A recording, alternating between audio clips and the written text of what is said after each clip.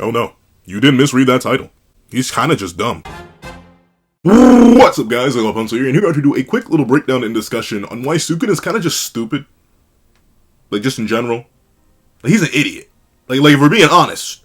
If we're being honest with ourselves, he's an idiot. And when he loses, it's his fault. 100%, million percent, billion percent. But how that isn't necessarily the worst thing for the character, and especially the worst thing for the type of character he's meant to play in the general scheme of the narrative that is Jujutsu Kaisen. So, let's not waste any more time, and let's hop right into it. Editing me, are you ready? 3, 2, 1, go. What's up guys, that guy with a pencil here. Fun fact, I do happen to have it on me, and keep it on me, at all times. And another fun fact, Sukuna's dumb. He is. He's an absolute certified licensed idiot. You heard it from me, and I think you know it too, but let's talk about why. I've made a couple videos talking about Sukuna versus Gojo recently, and I've seen a lot of people in the comments being like, well, if Sukuna could just do this, why didn't he? Because he's dumb. Because he's an idiot. Because let's be real. Even if you want to argue that no matter the universe, no matter the time, place, no matter anything else, that Ryoma and Sukuna had to play the battle against Satoru Gojo in the way he did, which I think is wrong. Just flat out wrong. And I can see multiple pathways, and I agree with Gojo when he says that Sukuna did not have to do the stupid things he did. I wholeheartedly will let that slide. But even if I were to go out of my way and excuse the entire Gojo versus Sukuna battle as a necessity, despite Sukuna saying he wanted certain things or he desired certain things, not saying he needed certain things, regardless of that, you cannot look at me in my face, into my eyeballs, and tell me that anything he does after Gojo's falling is anything but his sheer outright stupidity. But let's go in order, because I was immediately going to hop right into this one, because let's be real, something should have happened here instantaneously. But no, let's hop to the more devious one, to the more famous one. This is how every single character should have been treated. If Sukuna wanted to win. If he wanted to win. And that's the thing. This is the main reason why I call him stupid. Sukuna didn't want to win. He wanted to have fun. And hey, once again, that's fine. We'll get into why that's fine, but I still need to explain why he's stupid. Because if he had done every character like he did Kashimo, there's no way the cast and crew makes it for 5 chapters. At all. The whole cast and crew. I'm talking Yuta, I'm talking Maki, I'm talking Hikari, I'm talking Yuji, I'm talking Uyui, I'm talking Mei, I'm talking Kusakabe, I'm talking Miguel, I'm talking LaRue, I'm talking everybody. If Sukuna just had the slightest bit of intention earlier on, then all the way to he's caught in a domain expansion, locked in a 1v1 with Yuji, then he would have dominated. Remember, this is a Sukuna with brain damage. This is a Sukuna with low output. This is a Sukuna who's nerfed to oblivion, despite freshly incarnating, because he still has all that extra leftover damage from the battle with Satoru Gojo. This is something that's confirmed later, and he can still do this. He can still throw this out. We don't even see Kashimo get quadrisected. We don't even see him get waffle iron, because Gege knew it would be too graphic. Sukuna had full capability and willingness to do this. Sukuna had full capability and willingness to just drop lightning bolts on everybody. On every last soul. He could have opened up with this on everybody. But he didn't. Because he's stupid. Because he wants to enjoy himself. And hey, you know, I've done stupid things for the sake of entertainment too, but that wouldn't make me any less stupid. You know what I'm saying? Like, for example, if I were to tell you that, hey, there's a chance, not a guarantee, but there's a chance, a very likely chance, that if you were to fist fight 1,000 random people, you're probably going to lose.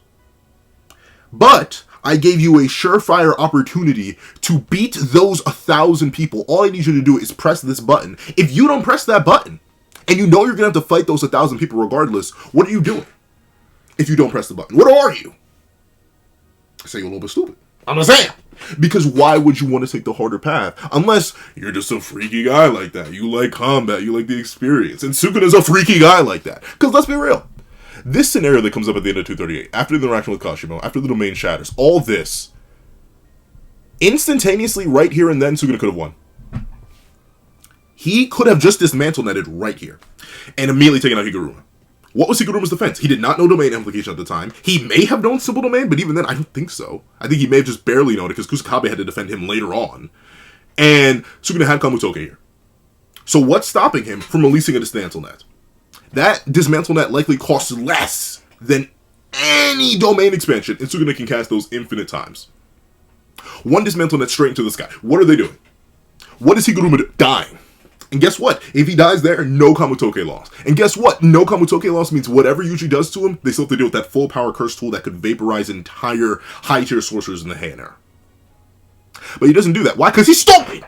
He sits there and asks the question, what can a little boy hope to accomplish here? Unless what that little boy did. Not less. Guess what that little boy did? Came out and kept nerfing him. Came out and kept making sure he couldn't get his RCT out. Came out and kept making sure that every other character could survive because Sukuna underestimated him. Because he's stupid! Especially considering. You may be wondering, Pencil Man.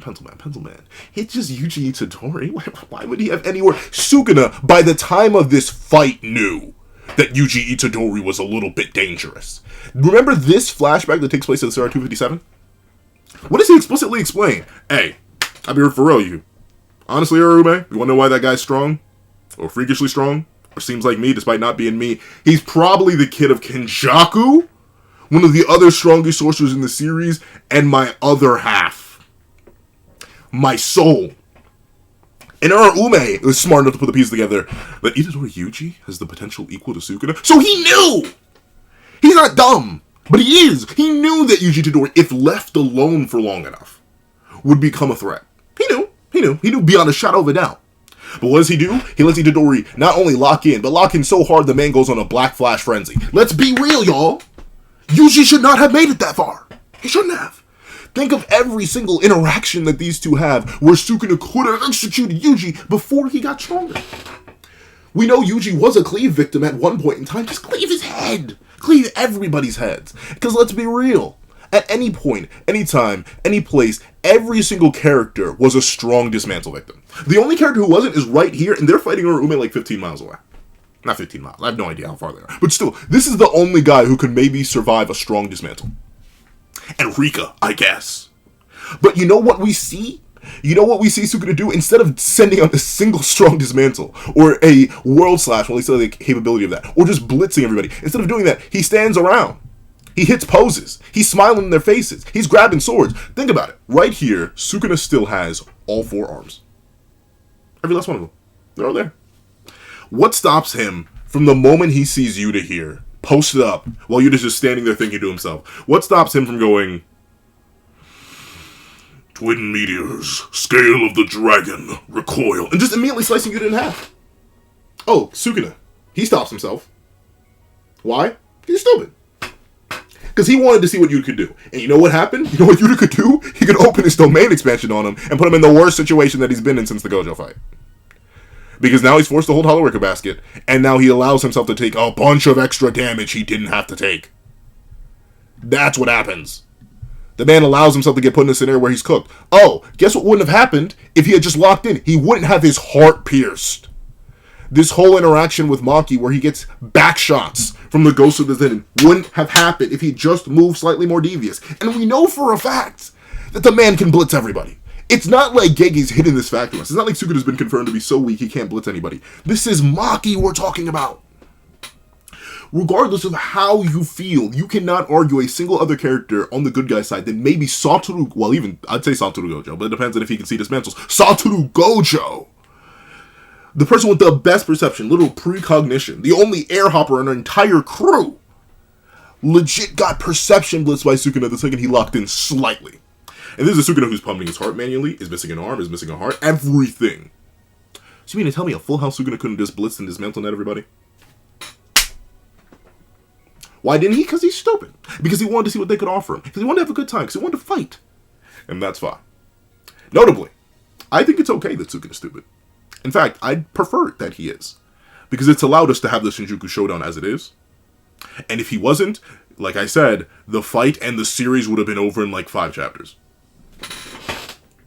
It's the catch-22. We look at Sukuna being put in places where he ultimately does not need to be. We see him struggle where he shouldn't have struggled. We see him get put in places where he should have been put in places. There are numerous times where he could have casually one-shot Yuji, casually one-shot Higuruma, prevent the loss of Kamutoge. There's so many times, places, things in areas that he could have done the smarter thing. He could have decided to press the button, which in this case would be a dismantle net, a Kamutoke swing, just blitzing people. He could have pressed the button time and time and time and time and time again. But that'd be boring. Like, narratively, that would be boring. Just like he could have just stonewalled Satoru Gojo throughout their entire encounter, fighting back the entire time, not standing there and acting weirdly, as Satoru Gojo himself admits in their encounter. He could have just not been a silly, goofy goober. But ultimately, that's what Sukuna is at his core. He's a silly, dumb, goofy goober who likes to fight. Enjoys the rush. Even if he has to force that rush upon himself. Because let's be real, he's been toying with everybody here. Even Satoru Gojo to a couple different degrees. He's been messing around. Having fun, trying to expand his technique, trying to get his bag deeper. Why? Because he can't. He's just strongest. So he's allowed to be stupid until he isn't. Which he is now. By the time 265, maybe you shouldn't have been that stupid. Maybe you shouldn't let Yuji get that strong. Maybe you should have just offed him when you had the chance. But you didn't. That was too late. So now, all the risks, all the dumb stuff that Sukuna did caught up to him. Every single thing, every single issue, every single problem that could have been avoided, Sukuna allowed. He's dumb. He's dumb. He's dumb in the best way, though. Once again, you can't, this is going to sound bad, you cannot have a final villain that is overwhelmingly powerful and have them actually be intelligent. It's darn near impossible, unless your cast and crew is also insanely strong. But then at that point, the villain isn't even that powerful. If the villain and the cast and crew of the protagonist are evenly matched, like as in the main character and the main villain are on even standings, then you have a completely different type of narrative. You can't have a character who can one-shot everybody actually want to one-shot everybody, because that'd be the smart thing to do. You can't. You can't tell a story that way. At least not an extensive story. Unless you're trying to tell a villain win story. You can't say that. You can't do that. Why do you think every villain of extreme power typically gets stupid when they finally achieve their state of extreme power? Or a state where they're on their last legs, quote unquote. The moment Sukuna incarnated, the moment he burned through his first HP bar, the moment he was forced to even slightly lock in, is the time he should have locked in. Absolutely, indubitably and undeniably. The second he reached perfection, the second he became the big, strong, strapping, four-armed, double-mouthed man with 4 eyes, or at least 2 more eyes that are now bigger than the regular 2 other eyes, he should have just locked in. But he didn't. Because we need to tell a story. We need our main villains to be stupid. We need to do it. And here's the thing. That's not a bad thing. Because that sounds like, oh, Pencil Man, that's lazy writing. Not necessarily. All of this Shinjuku Showdown and Sukuna's idiocy adds to his character. It shows what he's like. It extrapolates on a character who we've known since chapter 1, but haven't really known, if you know what I'm talking about. So it's okay that Sukuna's stupid. I prefer that he be stupid. I can do a what if of what if Sukuna was smart. It would be a 5-minute video. Because everyone would be dead. like I wish I was... No, legitimately. Legitimately. The only thing that would change is that, like, the Satoru Gojo battle goes slightly differently, but Sukuna still ends up winning. Ends up winning just a lot smarter and with less brain damage and with less overall damage. Probably doesn't even have to incarnate against Gashimo. He'd just be Megana. And then he may incarnate later for funsies. But even then, that wouldn't be smart. Gotta save the life bar. Just in case. Just in case. You never know. Can't trust these Jujutsu sorcerers until you've slaughtered every last one of them. Because they're all con artists. But Sukuna didn't do that. He didn't play it smart. That's okay. I would like to... I don't even... No, I can't even lie. I wouldn't say I want to see an alternate timeline where he did. Because I know what would happen. Bodies. Everywhere. On the ground. In spades and beat... Like, legitimately, it would not be a pretty sight. So I'm glad Ryomen Sukuna is the fool of fools.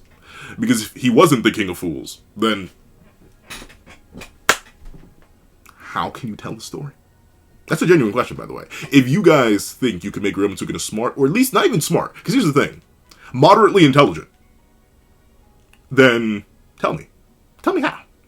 Tell me how you do it. Because with that being the case, I don't know how you would write a story longer than 5 chapters. Or an ending longer than 5 chapters. The moment he incarnates, he should have won.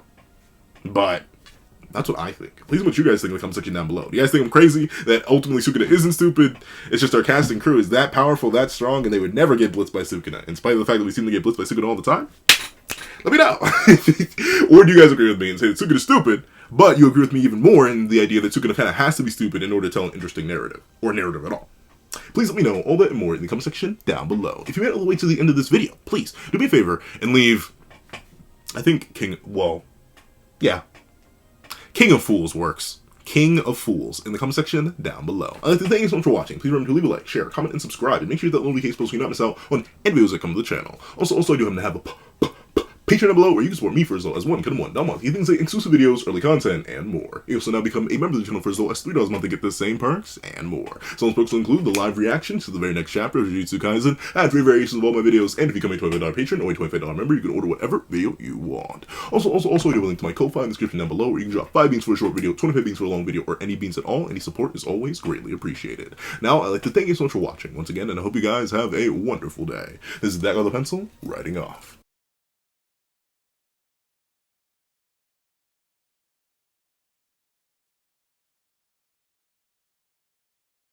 I'd like to give a thank you to our $3 members, Zera, Greyhound, Eternal Flame, NMA, Real Rare, Redwolf 4765, Paris Arnold, Astro, and Brandon Payne. And I'd like to give a thank you to our $5 patrons, Zombie Hunter, Sean, Midnight Lord 21, King, Meliodas, Kevin, Encarnacion, Josh Brown, and A+A. And I'd like to give a thank you to our $7 members, Autumn, Mornings Lazo, and Fine. And I'd like to give a thank you to our $10 members, Robbie Uchiha, Jay Warrior, and AZ Void. And I'd like to give a big ol' thank you to our $10 patrons, Michael Williamson, Joaquin Munoz, and Idem Okami. And I'd like to give a final gargantuan thank you to our $25 patron, Calvin Elder.